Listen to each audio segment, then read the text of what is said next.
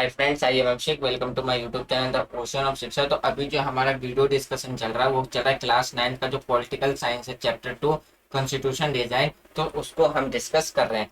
तो कल के वीडियो में जो हमने डिस्कस किया था, सबसे पहले ये समझा था कि कॉन्स्टिट्यूशन आखिर कहते किसे हैं। कॉन्स्टिट्यूशन की हमने सबसे पहले क्या समझी थी, डिफिनेशन समझी थी। आखिर कॉन्स्टिट्यूशन हम कहते किसे हैं। उसके बाद जो हमने डिस्कस किया था वो किया था कि रंग भेद की नीति किस तरीके से हमें साउथ अफ्रीका में देखने को मिलती है। तो उसके बारे में हमने उसमें समझा था कि साउथ अफ्रीका में किस तरीके से रंग भेद के आधार पे, यानी कि कलर डिस्क्रिमिनेशन के बेस पे क्या, तो वहां पे लोग एक दूसरे के साथ क्या करते थे, डिस्क्रिमिनेट करते थे। फिर हमने वहां पे जो टॉपिक डिस्कस किया था वो किया था कि साउथ अफ्रीका में जो कलर डिस्क्रिमिनेशन किया जाता था वो किस तरीके से किया जाता था। और फिर हमने साउथ अफ्रीका के अंदर जो फ्रीडम स्ट्रगल था, फ्रीडम के लिए जो स्ट्रगल किया गया था यूरोपियन कंट्री के अगेंस्ट में जाके, वो किस तरीके से। और फाइनली 26 अप्रैल 1994 को क्या है, तो साउथ अफ्रीका एक डेमोक्रेटिक कंट्री के रूप में उभर करके विश्व के सामने आया और अपने आप को एक स्वराष्ट्र घोषित कर दिया। तो आज हम डिस्कस करेंगे 2 पॉइंट कि पहला, हमें कॉन्स्टिट्यूशन की जरूरत क्यों पड़ती है, और कॉन्स्टिट्यूशन की जो मेजर फंक्शन है, यानी कि संविधान के जो प्रमुख कार्य होते हैं, हम इन दो टॉपिक को डिस्कस करेंगे। तो आज की जो वीडियो रहने वाली है वो कौन सी रहने वाली है, तो वो रहने वाली है पार्ट 2। और कल जो हमारी वीडियो होगी वो जो पार्ट 3 होगा, तो उसमें हम डिस्कस करेंगे इंडियन कॉन्स्टिट्यूशन के बारे में। तो कल सबसे पहले हमने क्या डिस्कस किया था कि कॉन्स्टिट्यूशन किसे कहते हैं। फिर हमने रंग भेद की डिफिनेशन देखी थी कि कलर डिस्क्रिमिनेशन कहते किसे हैं। फिर हमने डिस्कस किया था कि साउथ अफ्रीका में जो कलर डिस्क्रिमिनेशन देखने को मिलता है। तो मैं आपसे यहाँ पे क्वेश्चन पूछूंगा कि जो नेल्सन मंडेला है, ये हमने कल ही डिस्कस किया था कि नेल्सन मंडेला ने जो अपनी बायोग्राफी लिखी थी, ऑटोबायोग्राफी, उसका क्या नाम है। ये आपको कमेंट बॉक्स में इसका आंसर बताना है। फिर हमने ये देखा था कि जो साउथ अफ्रीका है उसमें किस तरीके से स्ट्रगल किया गया था यूरोपियन कंट्री के लोगों के अगेंस्ट में जा करके, और वो अपने आप को फिर 1994 में एक डेमोक्रेटिक कंट्री डिक्लेयर किया था। तो आज हम डिस्कस करेंगे कि कॉन्स्टिट्यूशन ऑफ अफ्रीका, यानी कि अफ्रीका के संविधान के बारे में हम डिस्कस करेंगे।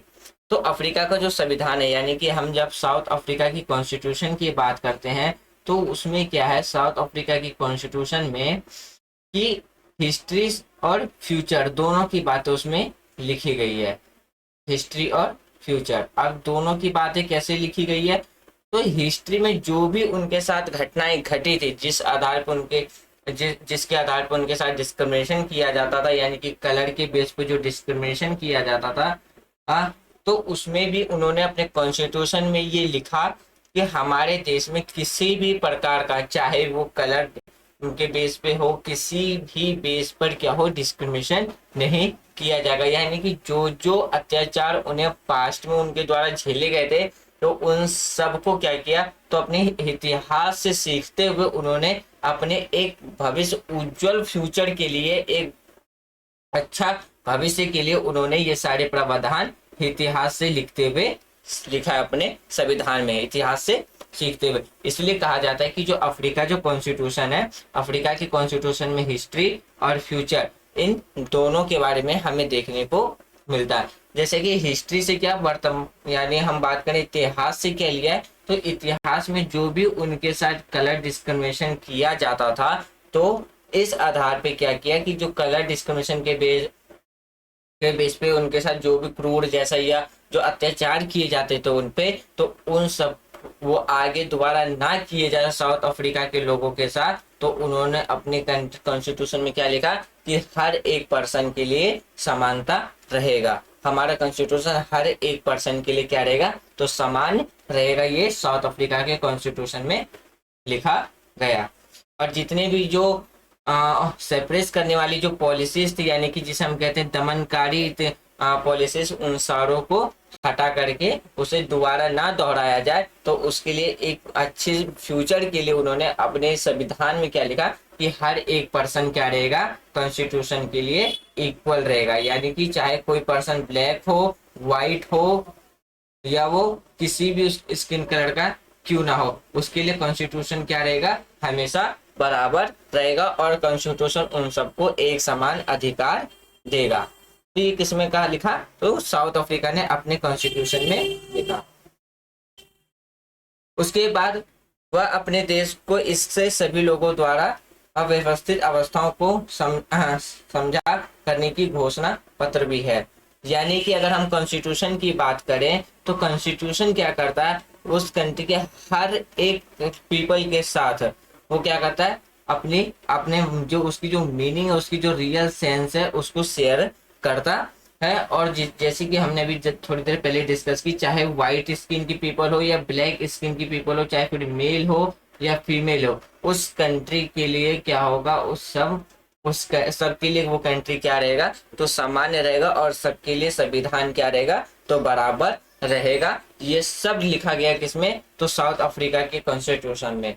जिस तरीके से हमारा कॉन्स्टिट्यूशन दुनिया का एक सबसे बड़ा रिटन कॉन्स्टिट्यूशन माना जाता है, जिस तरीके से हमारा कॉन्स्टिट्यूशन अगर हम बात करें तो वर्ल्ड का एक सबसे बढ़िया कॉन्स्टिट्यूशन कहा जाता है, क्योंकि उसमें हर एक चीज के बारे में डीपली दिया है। जैसे कि हम बात करें अपने फंडामेंटल राइट्स के बारे में, फंडामेंटल ड्यूटीज के बारे में, डीपीएसपी के बारे में,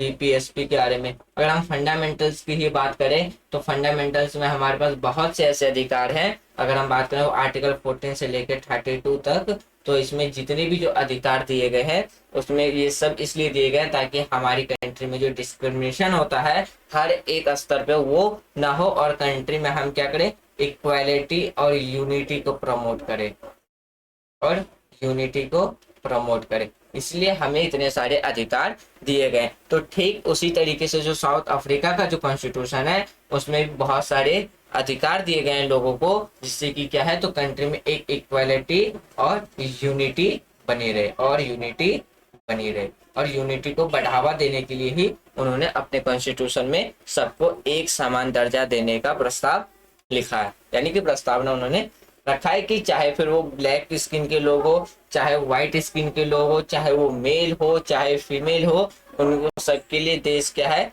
एक समान है, एक बराबर है, और संविधान सबको एक समान अधिकार देता है। फिर हम बात करें कि जो हम साउथ अफ्रीका का जो कॉन्स्टिट्यूशन डिजाइन किया गया था उसमें काफी जो भी कॉन्स्टिट्यूशन में लिखा गया संविधान अफ्रीका के कॉन्स्टिट्यूशन में, तो उसके लिए 2 साल डिस्कस किया गया था, डिबेट किया गया था, तब जाकर के साउथ अफ्रीका का अपना एक रिटन कॉन्स्टिट्यूशन लिखा गया। और साउथ अफ्रीका दुनिया के सामने एक डेमोक्रेटिक कंट्री उभर के निकल के आई,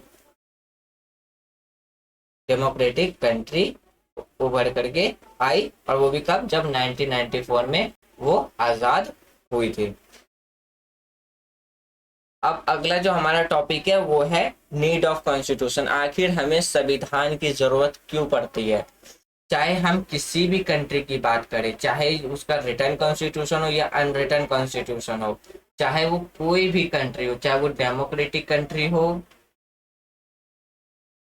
या सोशलिस्ट कंट्री हो, यानी कि हम जिसे बात करें नॉन डेमोक्रेटिक कंट्री हो, जैसे कि हमारा रसिया हो गया, चाइना हो गया, या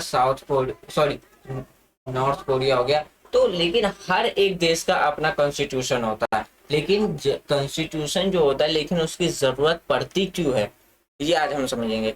तो कॉन्स्टिट्यूशन क्या करने का काम करता है कि ये डिसाइड करता है कि जो गवर्नमेंट है वो क्या करेगी, किस सेक्टर में कितना काम करेगी, और कॉन्स्टिट्यूशन जो है वो गवर्नमेंट के काम को लिमिटेशन लगाने का काम करता है।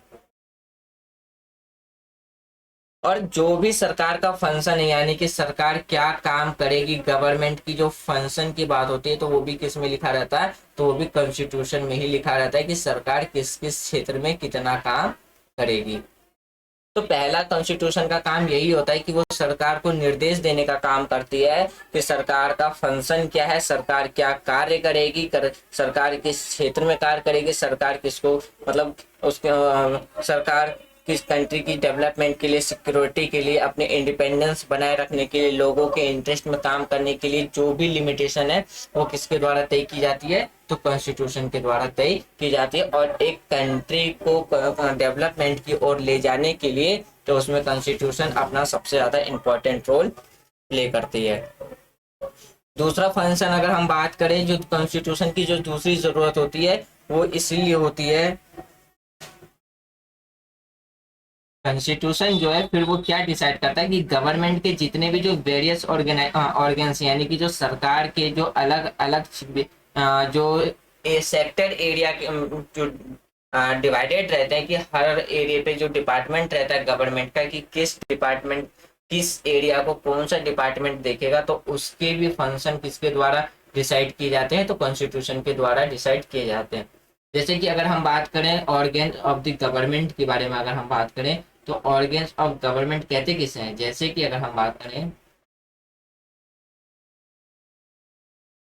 ऑर्गन ऑफ गवर्नमेंट की बात करें, फिर जैसे कि होता है defence sector, defence sector, forest sector यानी कि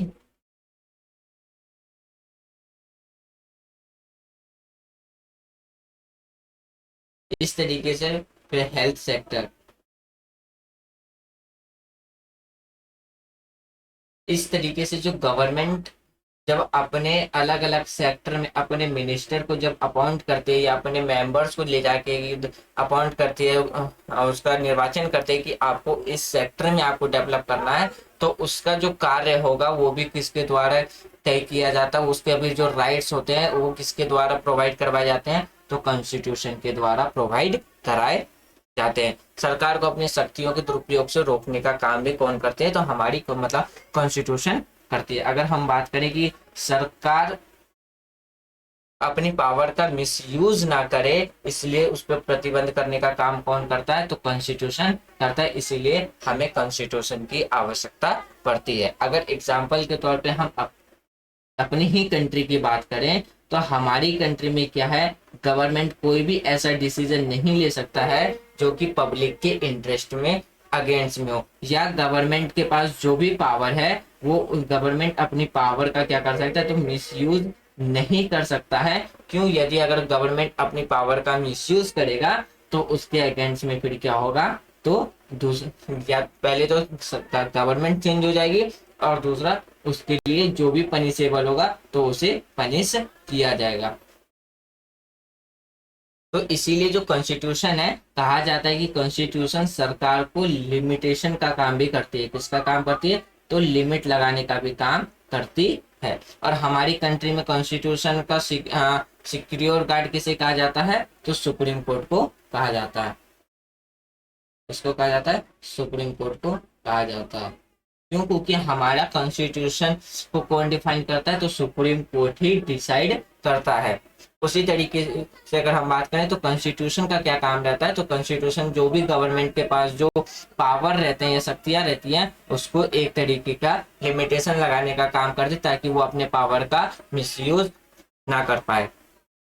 फिर अगर हम बात करें कॉन्स्टिट्यूशन की आवश्यकता हमें क्यों पड़ती है, क्योंकि कॉन्स्टिट्यूशन की आवश्यकता हमें इसीलिए पड़ती है ताकि कॉन्स्टिट्यूशन हमें क्या करे, हमारे राइट्स प्रोवाइड कराए। यानी कि कॉन्स्टिट्यूशन क्या करती है, तो हर एक पब्लिक को अधिकार देने का भी काम करती है, और उसकी सुरक्षा करने के लिए भी नागरिकों के जो भी राइट्स हैं तो उसको सिक्योर करने का भी काम हमारी कॉन्स्टिट्यूशन करती है। अब आप लोगों के मन में क्वेश्चन आएगा कि अगर हम पाकिस्तान के एग्जाम्पल में देखें, वहां पे तो कॉन्स्टिट्यूशन उतना गवर्नमेंट को लिमिटेशन लगाने का काम नहीं करती है। जिस तरीके का काम अगर हम अपनी कंट्री में देखें कि जिस तरीके से हमारी कंट्री में एक हमारी कंट्री का जो कॉन्स्टिट्यूशन है एक वो बेहतरीन तरीके से काम करती है। तो इसका रीजन है, क्योंकि इसका रीजन सबसे पहला ये है कि हमारी कंट्री में क्या है, हमारी कंट्री में कॉन्स्टिट्यूशन है वो क्या है, सुप्रीम है। यानी कि हम सबसे पहले किसको मानते हैं, अपनी कॉन्स्टिट्यूशन को मानते हैं। और पाकिस्तान का केस देखें तो वहां पे सुप्रीम किसको माना जाता है, तो इस्लाम को माना जाता है।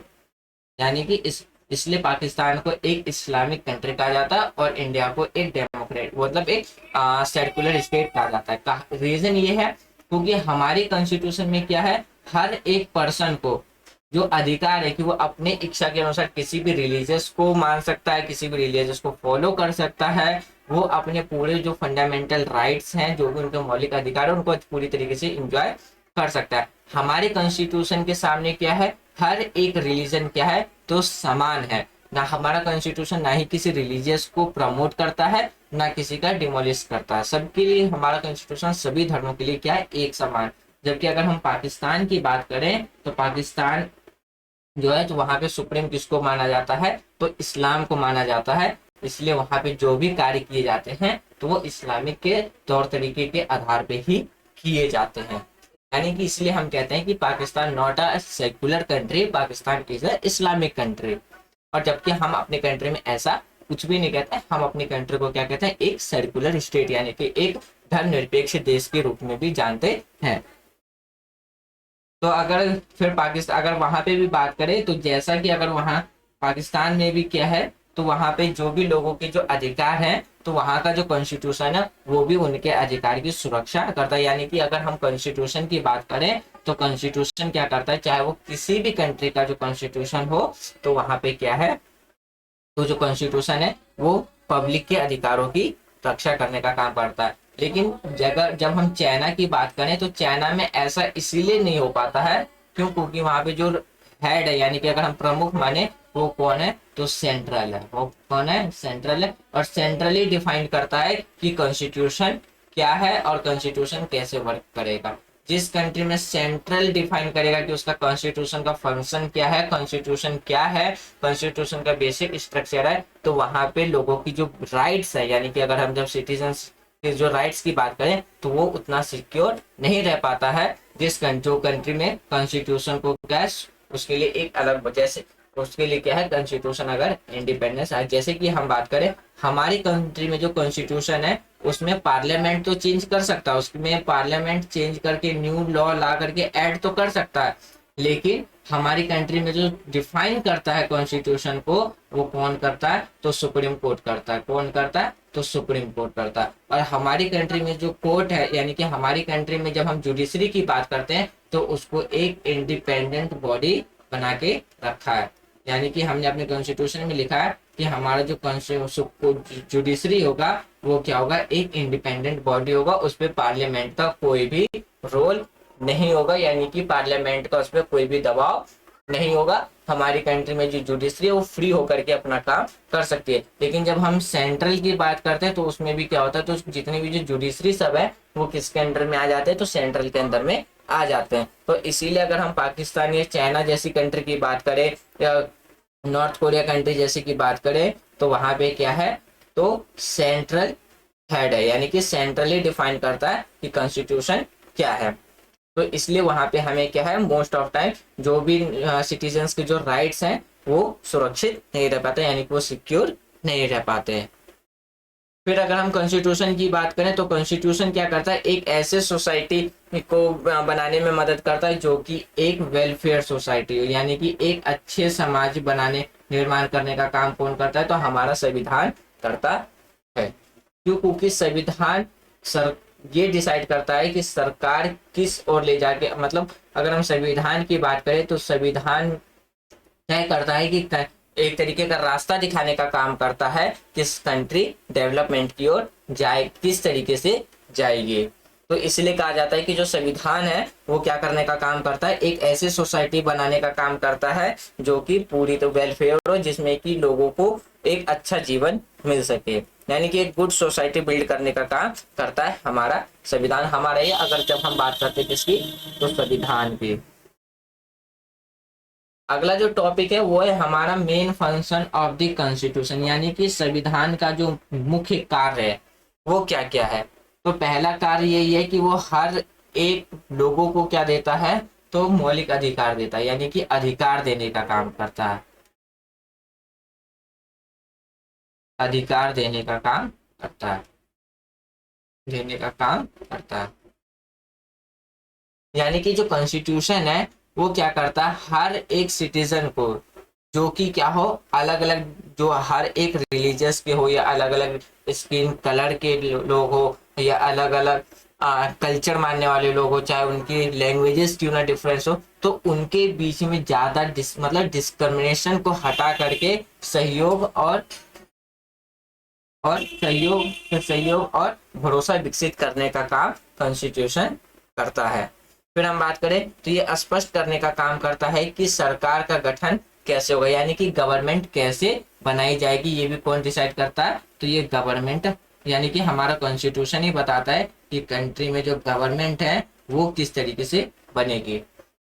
जैसे कि हम बात करते हैं हमारी कंट्री में जो डेमोक्रेटिक गवर्नमेंट इलेक्ट होकर के आती है और डेमोक्रेटिक तौर पे ही सरकार चुनी जाती है, जिसमें कि लोगों के पास अधिकार रहता है कि वो अपने मर्जी से किसी भी पार्टी के लीडर्स को या एमएलए या एमपी को वो क्या करे तो वोट दे सके और अपने लीडर को चुन सके। तो उसी तरीके से जो कॉन्स्टिट्यूशन है उसका जो एक काम है, पहला काम यही है कि वो लोगों के अधिकार प्रदान कराती है, लोगों के बीच में अलग अलग लोगों के बीच में सहयोग और भरोसा विकसित करने का काम करती है। दूसरा काम है कि कंट्री में सरकार कैसे बनेगी, किस प्रक्रिया के द्वारा बनाई जाएगी, तो इसका अधिकार लोगों के पास रहता और लोग अपने अधिकार के बेस पे क्या करते हैं, अपनी गवर्नमेंट को चुनते हैं। और सरकार कैसे बनाई जाएगी ये भी किसमें, तो ये भी हमें कॉन्स्टिट्यूशन ही बताता है।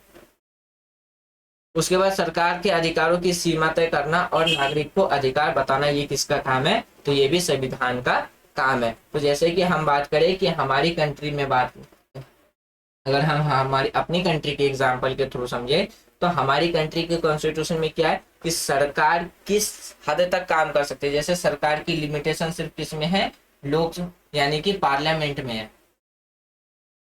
सरकार सिर्फ पार्लियामेंट के अंदर में काम कर सकती है और सरकार के पास ये अधिकार नहीं है कि वो जुडिशरी सिस्टम में जाकर के अपना इंटरफेयर करे। तो यहाँ पे क्या है, एक लिमिटेशन लगाने का काम कर रही है और तो हमारा कॉन्स्टिट्यूशन। और हमारे पास जो भी अधिकार है, जैसे कि हम बात करें right to education, right to free speech, यानी कि हम अगर स्पीच की बात करें या हमें अपनी आज़ादी से कहीं भी घूमने की आज़ादी हो या हम अपने इच्छा अनुसार किसी भी रिलीजन को अपना सकते हैं, तो इन सब का अधिकार हमें कौन देता है, तो हमारा कॉन्स्टिट्यूशन देता है। तो अगर हम कहते हैं तो कॉन्स्टिट्यूशन का एक काम क्या हो जाता है, वो लोगों के अधिकार को प्रदान कराना। और कॉन्स्टिट्यूशन का एक काम ये भी है कि अच्छे सोसाइटी का निर्माण करना। तो ये था फ्रेंड्स आज का हमारा डिस्कशन, जिसमें आज हमने तीन टॉपिक डिस्कस किए। सबसे पहला कॉन्स्टिट्यूशन ऑफ अफ्रीका, फिर हमने डिस्कस किया नीड ऑफ कॉन्स्टिट्यूशन, यानी कि हमें कॉन्स्टिट्यूशन की जरूरत क्यों पड़ती है, और तीसरा टॉपिक हमने डिस्कस किया कि फंक्शन क्या क्या है कॉन्स्टिट्यूशन के। तो मुझे उम्मीद है कि आज हमने जो भी 3 पॉइंट डिस्कस किए वो आपको समझ में आ गए। और कोई डाउट्स हो तो आप अपने डाउट्स कमेंट बॉक्स में लिख देना। जब हम अपना नेक्स्ट टॉपिक डिस्कस करेंगे जो कि हमारा है making of the Indian constitution और इंडियन कॉन्स्टिट्यूशन असेंबली, तो उसमें हम पहले अपने डाउट्स क्लियर करेंगे, तब हम अपना नेक्स्ट टॉपिक डिस्कस करेंगे। तो thanks for watching friends, take care, जय हिंद।